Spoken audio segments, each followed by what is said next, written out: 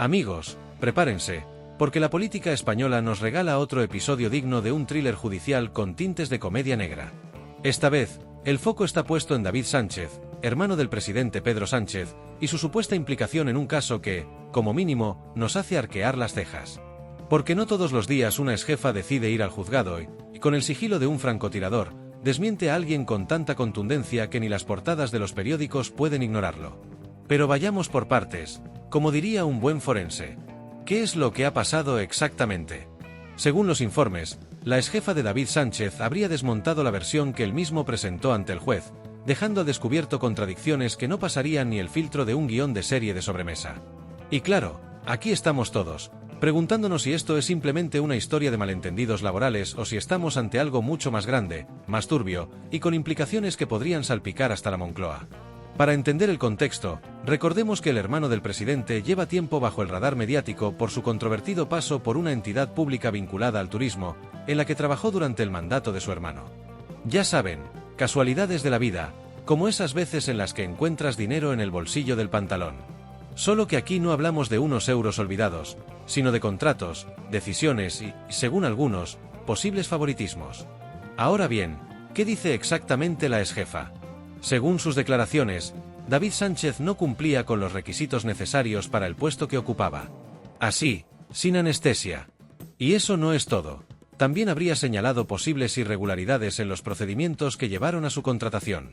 En otras palabras, lo que parecía ser un simple caso de el hermano del presidente trabaja aquí, se está convirtiendo en una maraña de dudas, sospechas y declaraciones cruzadas que podrían hacer tambalearse a más de uno en los despachos del poder. Pero, ¿qué significa esto para Pedro Sánchez? Bueno, para empezar, es otro frente abierto en un panorama político que ya parece una partida de Jenga a punto de desmoronarse. Porque, aunque el presidente no esté directamente implicado, no podemos ignorar el impacto que este tipo de historias tiene en la percepción pública. La gente no solo juzga a los líderes por sus propias acciones, sino también por las de quienes les rodean.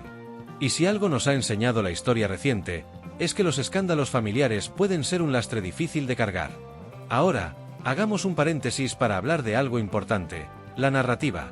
Porque aquí no solo se trata de hechos, sino de cómo esos hechos son presentados, interpretados y utilizados por los distintos actores políticos y mediáticos. Para la oposición, esto es una oportunidad de oro. No necesitan mucho para convertir este caso en un símbolo de todo lo que, según ellos, está mal con el gobierno actual: amiguismo, nepotismo y una desconexión con la realidad de los ciudadanos de a pie. Por otro lado, el PSOE y sus aliados intentarán minimizar el impacto, argumentando que este es un caso aislado, una anécdota sin mayor relevancia en el panorama general. Pero, seamos sinceros, este tipo de estrategias rara vez funciona en un país donde el chisme político es prácticamente un deporte nacional. Y hablando de deportes nacionales, no podemos dejar de lado a las redes sociales, ese campo de batalla donde los hashtags se convierten en trincheras y las opiniones se disparan como proyectiles. En cuestión de minutos, el caso ya estaba siendo diseccionado por miles de usuarios, con memes, comentarios sarcásticos y teorías conspirativas que harían sonrojar a cualquier guionista de Hollywood. Pero más allá del espectáculo, hay preguntas serias que debemos hacernos. ¿Cómo es posible que, una y otra vez, surjan casos donde los lazos familiares y las posiciones de poder se entrecruzan de manera tan polémica? ¿Qué nos dice esto sobre el estado de nuestras instituciones, sobre la transparencia, sobre la meritocracia? Y, quizás lo más importante, ¿qué podemos hacer para evitar que estas situaciones sigan repitiéndose? La respuesta, lamentablemente, no es sencilla. Porque, aunque nos encantaría pensar que vivimos en una democracia plenamente funcional, la realidad es que los favoritismos, las puertas giratorias y las conexiones personales siguen jugando un papel demasiado importante en el ámbito político y empresarial. Y mientras no abordemos estas cuestiones de raíz, seguiremos viendo casos como el de David Sánchez, donde las sombras de la duda ensombrecen el trabajo de miles de funcionarios y profesionales que sí hacen las cosas bien. Por último, y para cerrar este análisis con un toque de humor, no podemos dejar de preguntarnos cómo terminará esta historia. ¿Será David Sánchez absuelto de toda sospecha, reivindicado como un profesional malinterpretado? ¿O veremos cómo las revelaciones de su exjefa desatan una tormenta política que ni los spin doctors del gobierno podrán controlar?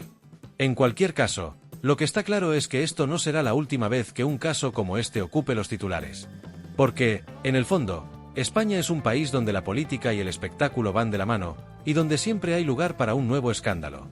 El caso de David Sánchez y su controvertida relación con el puesto que ocupó sigue sumando capítulos a una narrativa que ya se ha convertido en un reflejo preocupante de cómo funcionan las cosas en España. Más allá de los nombres propios y las circunstancias concretas, este episodio pone de manifiesto problemas estructurales que llevamos arrastrando durante décadas: nepotismo, falta de transparencia y la facilidad con la que las élites políticas y económicas parecen manejarse en un espacio de privilegios que está fuera del alcance del ciudadano común. Porque, seamos claros, no se trata solo del hermano de Pedro Sánchez. Este caso, por muy mediático que sea, es tan solo la punta del iceberg en un sistema donde las conexiones personales, los apellidos y las amistades estratégicas parecen valer más que los méritos profesionales. Es un sistema que, en muchos casos, penaliza a los mejores y premia a los más cercanos, alimentando una percepción de injusticia que no hace más que aumentar la desconfianza en nuestras instituciones. Y aquí es donde radica uno de los mayores problemas: la desafección ciudadana. Cada vez que un caso como este sale a la luz, se erosiona un poco más la confianza del público en la política, en las instituciones y en la propia idea de que vivimos en un sistema meritocrático. La gente empieza a preguntarse si realmente vale la pena esforzarse, si estudiar, trabajar duro y ser honesto conduce a algo más que frustración, mientras otros ascienden por atajos que el resto ni siquiera puede imaginar. En este contexto, no es de extrañar que surjan movimientos populistas y discursos antisistema que se nutren del enfado colectivo.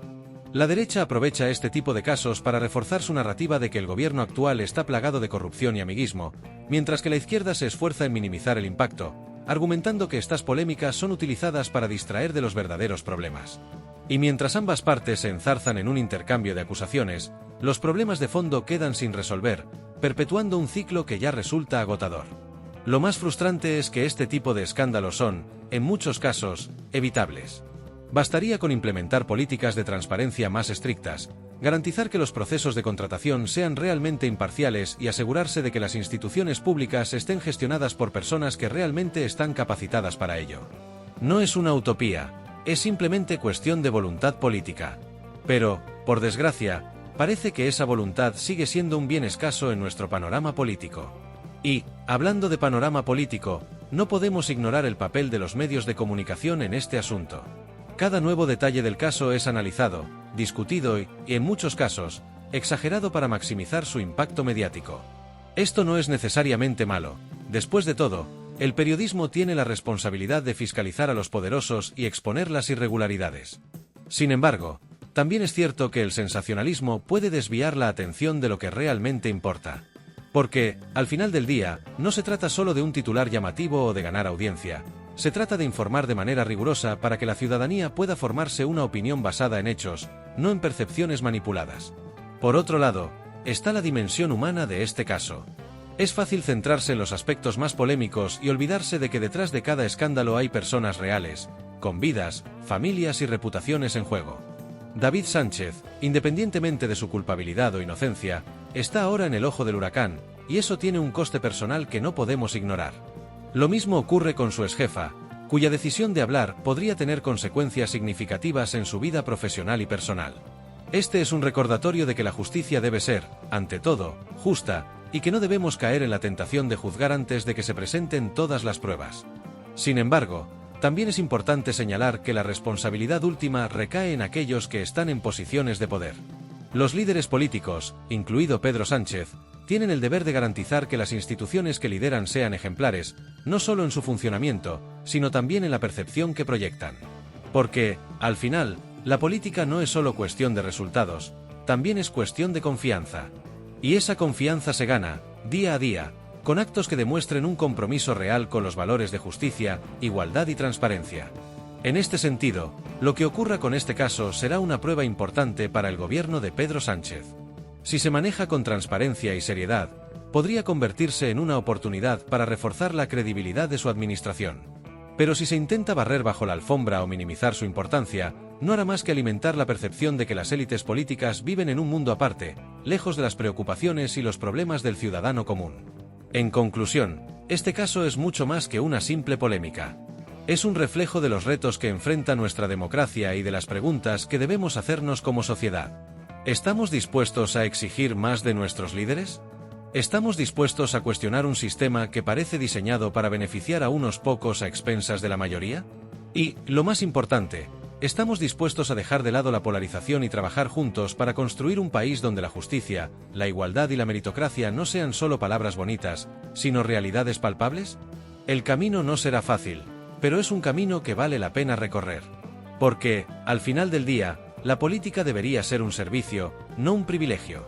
Y mientras haya personas dispuestas a alzar la voz, a cuestionar las irregularidades y a exigir más, hay esperanza. Porque la verdadera democracia no se construye en los despachos del poder, sino la conciencia de cada ciudadano que se niega a conformarse con menos de lo que merece.